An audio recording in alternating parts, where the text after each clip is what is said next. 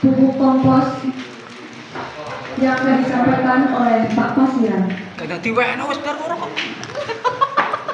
Assalamualaikum warahmatullahi wabarakatuh. Waalaikumsalam warahmatullahi wabarakatuh. Yang saya hormati Bapak Desa, yang saya hormati Ketua Dapotan dan Potan serta peserta semua dan adik-adik dari KKN Universitas Brawijaya.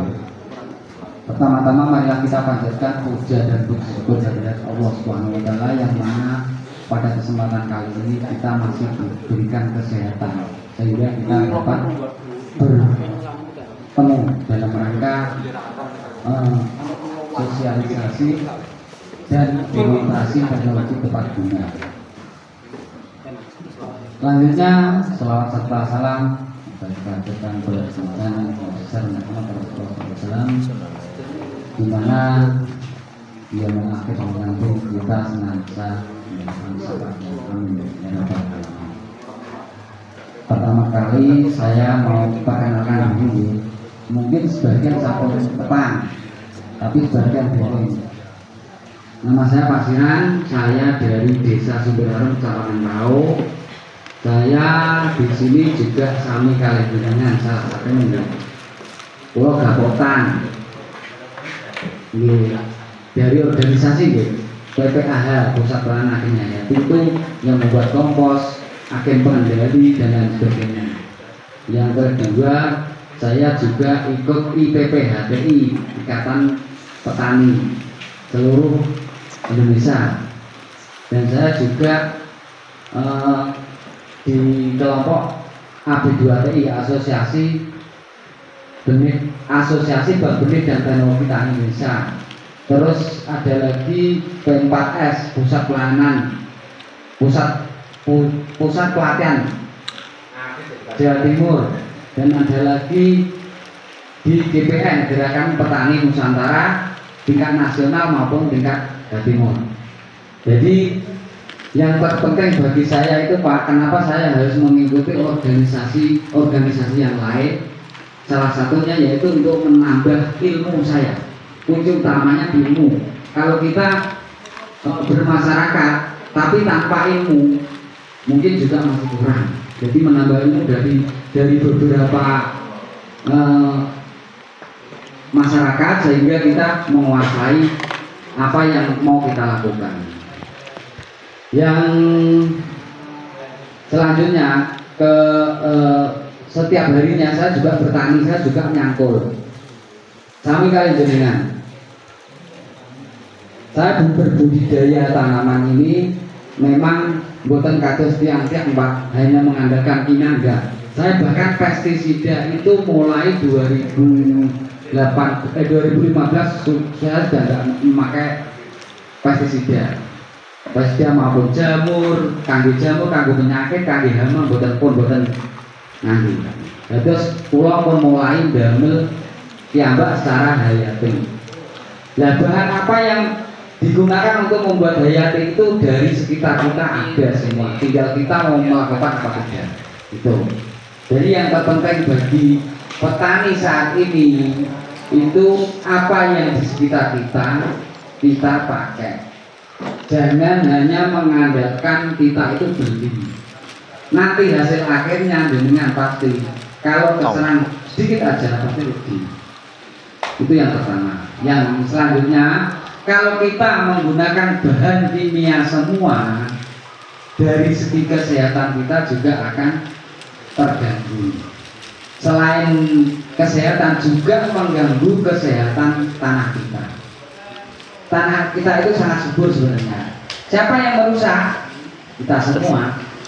Karena terpengaruh oleh teknologi terbaru yang saat ini diserang dari mana saja, terutama dari luar negeri. Sadar atau bukan sadar dengan tetap siap.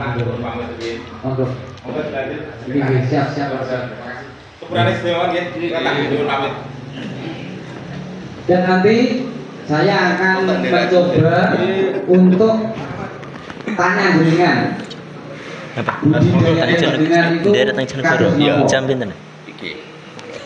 mulai dari olah tanah, pesemaian, terus pengelolaan waktu sudah tanam, terus habis panen. Itu mau saya tanya sehingga nanti biaya kos yang jenengan keluarkan setiap hektar atau mungkin di wilayah sini rata-rata seperempat hektar biasanya itu habis berapa. Jadi nanti kita evaluasi dan nanti juga saya akan menerangkan terkait apa yang saya lakukan selama ini bersama teman-teman jaringan saya. Dan di sini mungkin saya dengar tadi di kelompok itu punya kas. Nah, kas sendiri bingung mau digunakan untuk apa. Jadi kalau kita memang sudah ada pertemuan rutin dan lain sebagainya, kita bisa kelola dengan baik sehingga petani sekitar kita itu dapat apa ya, budidaya tanaman kita itu mengeluarkan biaya semakin minim. Contoh salah satu ada 2 desa di Kabupaten Lamongan itu ada 2 desa yang sudah mandiri. 1 mandiri benih, 2 mandiri pupuk, dan 3 mandiri bahan pengendali. Maksudnya bahan pengendali itu obat. Nah, itu mandiri sendiri. Jadi setiap pertemuan kelompok mungkin 1 bulan atau berapa, 1 bulan ya sekali itu membahas tentang apa yang dilakukan petani saat ini, ada keluhan apa, itu dibahas bersama. Terus apa yang harus kita lakukan ke depan? Nah, ini sudah ada. Jadi dari situ ada tim-tim khusus yang untuk menangani kegiatan-kegiatan seperti ini. Misalkan di lapangan itu di tanaman kita mulai ada serangan ini. Itu sebenarnya dari 1 minggu sebelumnya itu sudah ada populasi, sudah ada tanda-tanda mau ada serangan. Di kita itu ada namanya peta pengamatan, 1 peta Pak. Mungkin di salah satu dalam 1 desa mungkin ada 3 kelompok. Itu ada 3 peta untuk pengamatan. Jadi untuk nanti serangan ke depannya itu sudah tahu. Ada populasi apa hari ini. Itu 1 minggu ke depannya kita sudah tahu pasti ada serangan ini. Nah itu. Makanya sebenarnya gini Pak, untuk supaya menambah SDM petani itu lebih bagus, sebenarnya harus ada sekolah lapang. Itu penting sekali. Karena petani belum bisa membedakan di tanaman itu ada urip-uripan Pak ya, urip-uripan itu hama atau musa alam kan belum tahu. Jadi kehidupan yang ada di tanaman itu dianggap semua itu hama, betul Pak ya? Jadi nanti ngapain atau apa? Nggih. Padahal di tanaman kita itu banyak sekali serangga, itu bukan hama sebenarnya. Jenengan nate gaut terus dicokot-cokot sakit nonton niko. Jenengan anggap barang to niko. Nah, niku sebenarnya musuh orang Pak. Niku sing tukang mangani ndoke orang. Namanya Sirtorinus bahasa Latine.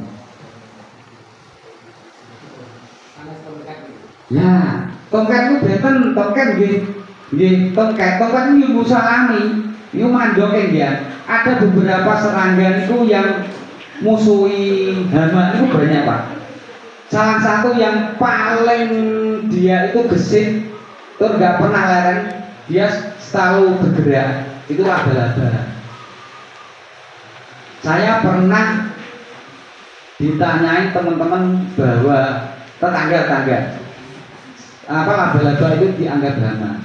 Malamnya waktu ada orang itu saya ajak di sawah, terus saya video pakai HP, kan kena sinar. Warnanya datang di jaring laba-laba. Laba-laba 1 itu habis warang 7. Itu saya video dulu, waktu dulu. Terus ada lagi laba-laba itu ada 2, laba-laba penjaring dan laba-laba pemburu. Kalau laba-laba pemburu itu tangannya agak pendek, dia gesit juga. Nah itu salah satu dari musuh alami yang selama ini tergerus oleh pestisida yang cenderungan semprotnya. Kalau ke luar negeri Pak, kemarin saya diskusi sama orang Belanda, saya sebagai pendamping untuk pelestarian musuh alami di ExxonMobil itu. Kemarin orang Belanda sendiri saya tunjukkan gini. Akhirnya justru orang Belandanya itu di rumahnya dia nanam sayur di pekarangan itu, dia menyediakan tanaman untuk hama. Hama tidak dimatikan, disediakan tanaman yang untuk hama khusus. Apa senengannya ya ditanam di situ biar dimakan hama. Tapi musuh alami yang bergerak di situ. Jadi kehidupan itu sebenarnya tidak harus dimatikan, tapi ada keseimbangan. Zaman ini, ngapa kau gini? Zaman bambah, kalau saya alit, itu saya lempar. Setiap masuk dalam, aku tenggelam, mesti enten nomah apa laba-laba, sesemprau. Tani kan buatan, kesehatan mata buatan. Kesehatan pun populasinya pun menurun. Dan itu salah satu dari pelestarian musuh alami. Dan itu kerja di pelestariannya apa di patah ini. Ini itu hanya atau kendala mulai wonten kepindik tanah lembing, ngetos ini lembing. Itu musuh alaminya nopo? Salah satunya kodok. Durian itu. Kalau kita dalam video atau itu sebagai pembuktian kan petani. Percaya kodok itu buat yang mengambil itu ya. Kan ini kodok di Solo, Pajen, ini nama buatan. Terus mulai tikus, musahamnya apa? Ular. Satu ular, yang kedua burung hantu, beluk. Saat ini beluk kata saya pecah burungnya kayaknya setrum. Pada Pak, tiap hari itu kan desa pulau, pada pecah, kayak setrum tikus nih, setrum. Ular, ngoten, nate pulau damel omah pulau itu nate Pak Sabi. Tuh pados yang baik buru tikus, tapi hilang diambil orang tuh dijual. Gambarnya uang berarti Pak. Mungkin memang mungkin. Jadi petani sekarang itu sudah nggak mau peduli sama kehidupan. Sebenarnya Allah itu menciptakan sesuatu itu semua ada manfaatnya, bukan enggak ada. Ada. Cuman kita yang belum mampu untuk mengelolanya. Lalu sedikit demi sedikit petani itu dipengaruhi oleh bahan pestisida yang didatangkan dari luar negeri, yang didirikan pabrik di Indonesia. Tujuannya apa? Tujuannya apa? Ketergantungan. Salah satu ketergantungan. Selanjutnya Merusak hari. ya, salah satunya itu. Tujuannya itu satu, untuk membunuh kesuburan tanah Indonesia. Yang pertama. Yang kedua, untuk membunuh secara pelan tubuh kita. Rien penyakit bukan kata apa nggih? Nggih. Yang ini apa mah? Kata apa nggih? Kata. Niku dampak dari yang kita makan. Kita nanam padi, sedikit ada sedikit sudah pestisida mesti masuk. Kita buat. Nah, dampak dari itu mengakibatkan banyak hal kerugian di tingkat petani. Ya, tapi petani saat ini maunya niku sedaya niku napa instan, mboten ribet.